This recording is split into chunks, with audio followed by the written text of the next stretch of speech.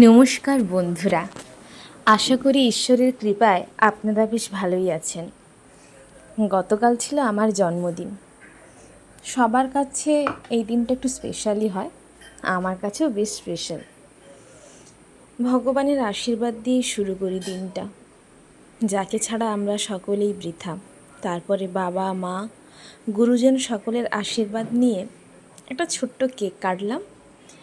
Cake কাটার পর তারপরে মা বানিয়েছিল বেশ অনেকগুলো ভাজা ভুজি আর আমার ফেভারিট চিলি চিকেন আর ফ্রাইড রাইস। আজীবনই আমার এই খাবারটা সব থেকে বেশি প্রিয়, তাই জন্য জন্মদিন হলেই আর কিছু হোক না হোক এই চিলি চিকেন আর ফ্রাইড রাইসটা হবেই। মা কালকে করেছিল মোটামুটি গাজর ভাজা, বড়ি ভাজা, কাঁকরোল, পটল, ভেন্ডি, বৈতাল মাছ, কাঁচকলা, আলু, কুতরি, এইরকম করে 10 রকমের ভাজা, চিলি চিকেন, চিংড়ি মাছ, পায়েস, দই, মিষ্টি, এগুলোই ছিল কালকে খাওয়ার মেনুতে।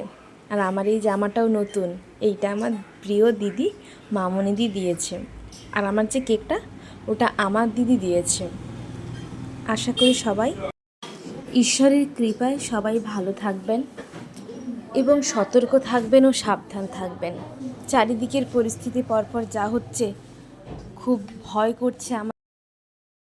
তাই সকলে সাবধানে থাকুন আর সতর্ক থাকুন এবং আশেপাশে সকলকে নিয়ে ভালো থাকুন। আজকের ভিডিওটা এখানেই শেষ হতে চলেছে। নমস্কার, শুভ সকাল।